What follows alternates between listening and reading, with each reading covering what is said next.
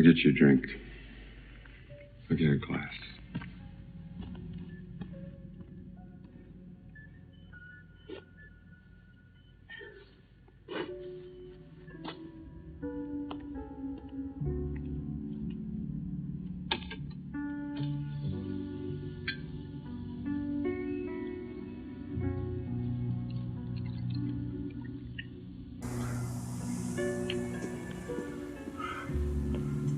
Bye, Rachel.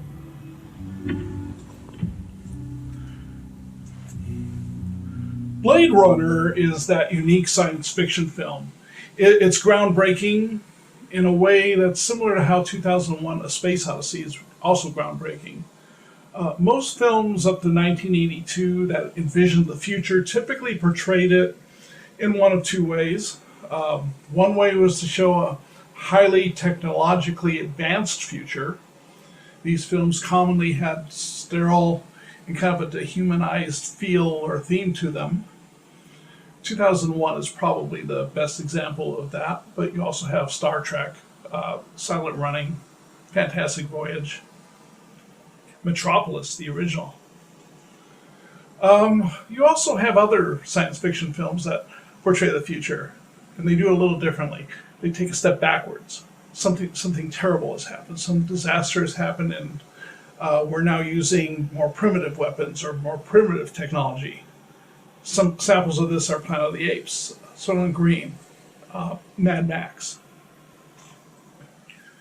Blade Runner combines the two, so that makes it rather unique, especially for its time. Nothing else, I don't think, really had done that before.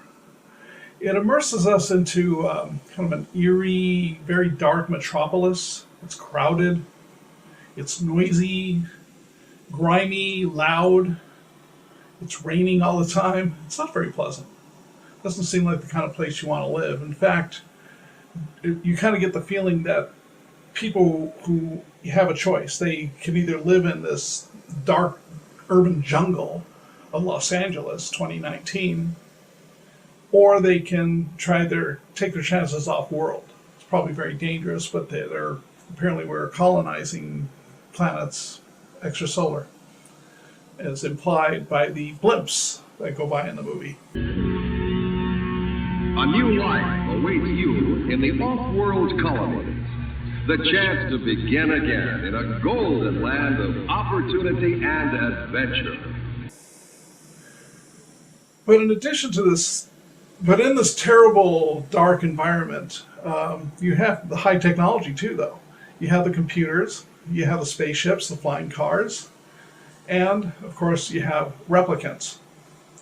Replicants are basically androids, except androids are usually mechanical. They're robots with computer brains. Replicants are organic. They're grown.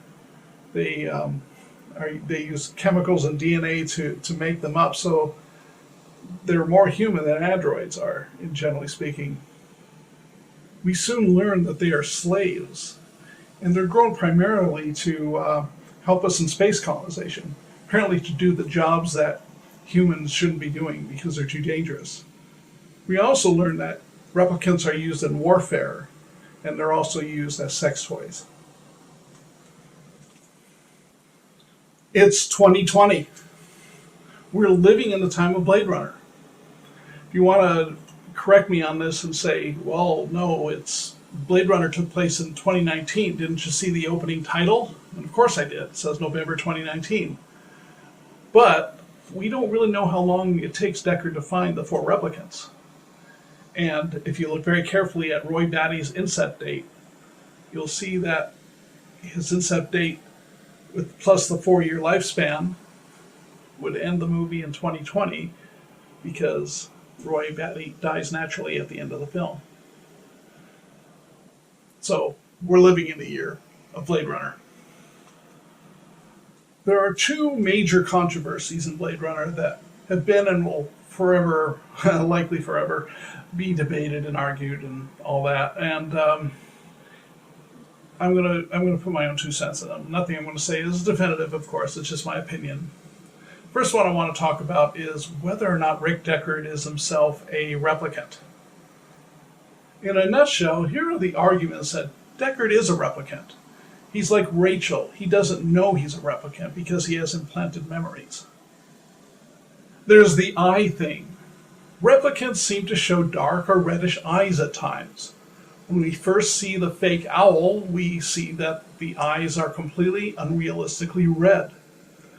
We can take this as a clue that eyes indicate a manufactured life form.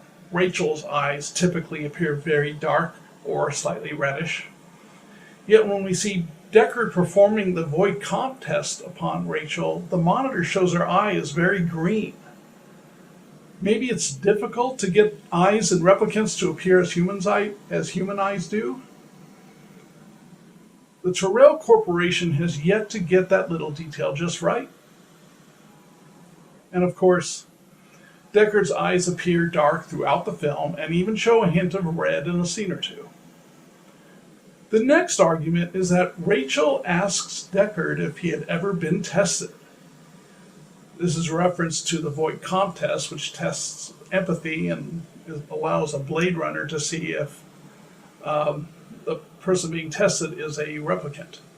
Rachel suggesting that he should be tested may have just been an insult, but maybe Rachel suspected something. Sushi. That's what my ex-wife called me. Cold fish.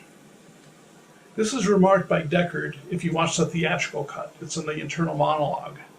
And it implies cold fish, sushi, he's not human. He's cold. He doesn't have all the emotions that a human being would. Deckard notes that replicants get attached to photographs. As he peruses Leon's photos, we see a myriad of photos on Deckard's piano. Many of them appear to be quite old. "You did a man's job, sir." This seems an odd thing for Gaff to say at the end of the film, unless Deckard really isn't a man. Then you get the big definitive arguments that Deckard is a replicant. The versions of the film made after the theatrical cut, they show a unicorn dream, and it links the origami unicorn you see at the end to Deckard's dream. Gaff apparently knows what Deckard is thinking because Deckard has implanted memories. Going back to photographs. If you ever watch the deleted scenes or alternate scenes that come with the multi-disc, the multi-DVD or multi-Blu-ray discs, you'll notice that there's actually a photo of Deckard and his wife. And looking at this photo, you may see something familiar. Does it look familiar? Isn't it interesting that both photos show a porch? Not necessarily the same porch, but I think it's odd that both characters would choose to hang on to photos showing them with a loved one on a porch. Does this link Rachel and Deckard even more? Is Deckard also a replicant created after a relative of Eldon Tyrell? Finally, Ridley Scott himself said in an interview, Deckard's a replicant. Now the arguments that Deckard is human. I have only two. One is that if Deckard is a replicant cop created to hunt and retire other replicants, why doesn't he possess their strength? How come in turn every replicant just seems to be able to beat the crap out of them?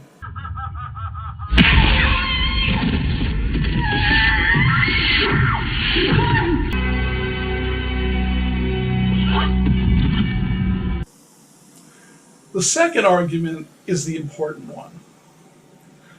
The movie Blade Runner is a much more interesting and better film if Rick Deckard is human. When I first heard the theory that Deckard may be a replicant, it seemed intriguing. It was interesting. But the more I thought about it, the more I realized how many of the meanings of the film get lost, like Tears in the Rain. In Deckard's hunt of the replicants, he discovers his humanity in realizing he has feelings for the replicants he's retiring. It's in the monologue we hear in the theatrical cut when he retires Zora. He realizes he has feelings. And like his boss, Bryant, Deckard is prejudiced against replicants. In early drafts of the film, shown in, again, those deleted alternate scenes, Deckard actually refers to replicants as skin jobs, just like Bryant does. In fact, he uses the same narrative or narration when he's in the apartment with Rachel, and he's deciding whether or not he's going to retire Rachel at that point. And internally, he calls her a skin job. It's like he's working himself up. He's dehumanizing her so she'll be easier to retire. She wasn't a woman. She was a skin job. A replicant. She was illegal now. A fugitive. No papers and no permits. It doesn't work. Deckard finds his feelings for Rachel and doesn't retire her, obviously. He also feels for Roy Batty at the end. So Blade Runner is, amongst many things, is a journey internally for Deckard.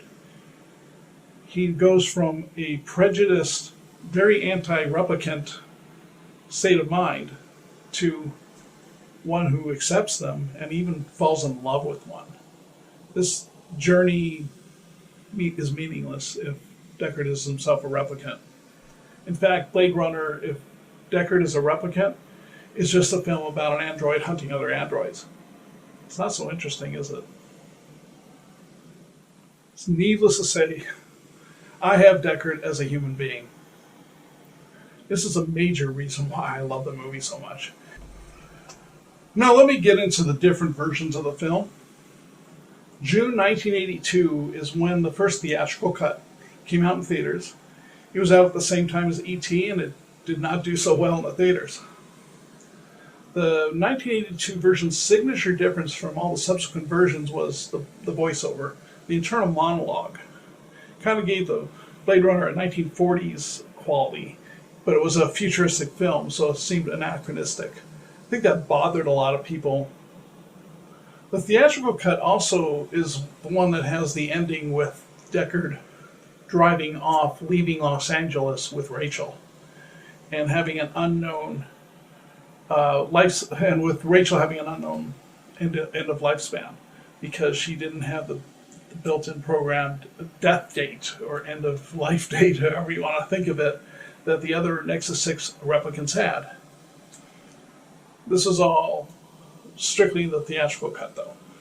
Director's cut, you got rid of all that ending and just has us assuming that Rachel is going to die within 4 years. Also links the unicorn, the dream that Deckard has with the origami unicorn, really solidifying the Deckard is a replicant theory. 2007 saw the final cut. Final cut was basically a remastered director's cut. Looks a little different in terms of color grading, but otherwise there's not really that much difference between that and the director's cut.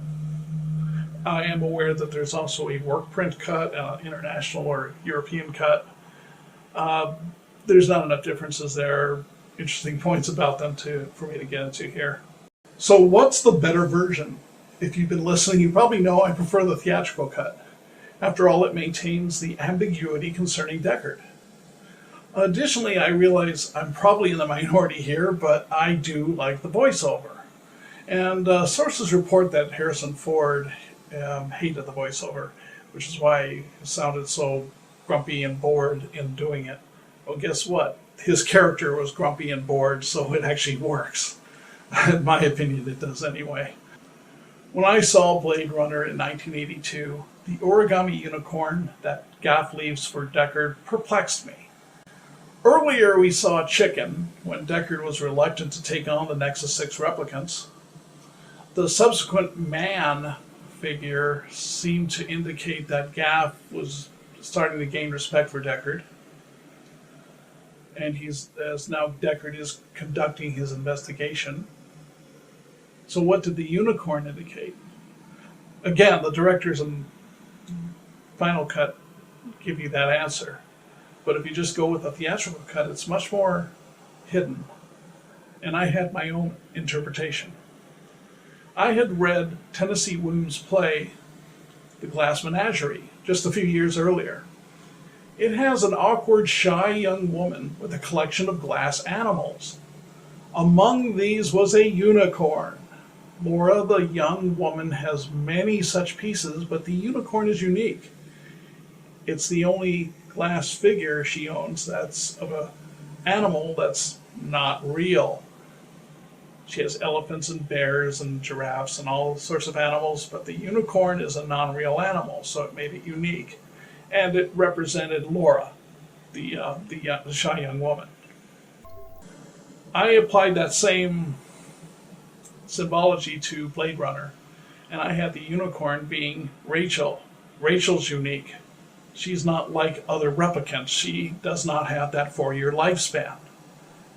That's what I prefer to believe was the symbolic meaning of the origami unicorn. Gaff knew that she did not have that lifespan limit. I am going to be nitpicky here, and I'm going to point out 2 flaws that drive me a little batty whenever I watch any version of the film. First, there's this scene with Bryant. They were designed to copy human beings in every way except their emotions. And the designers reckoned that after a few years, they might develop their own emotional responses. Hate, love, fear, anger, envy. So they built in a fail-safe device. Which is what? 4-year lifespan. This is pure exposition. There is no reason Bryant should have to explain to this Replicant 101 stuff to an experienced and actually now retired Blade Runner. Deckard's got to know this stuff. He doesn't need it explained to him. Second is the scene where Deckard is using the computer to examine Leon's photo, the one he got from the hotel. The image of Zora that we see on the screen is not the image that's printed out. It's slightly off angle and lit a little differently. So again, referring to the alternate deleted scenes, they show another version of that scene where Deckard is using a little bit different machine. And in that scene, the photo you see on the screen matches the photo that he holds in his hand. Why didn't they just use that? In fact, they really should have, because the little screen on that machine had a nice matte, flat look to it. The screen in the one they used had a round tube look to it. So the older or original version of that scene was actually the more futuristic looking. These are small criticisms. I love the film Blade Runner. It's one of the best pieces of cinematic art to ever come out on the screen. Wonderful film. Highly recommended any version of it. Thank you.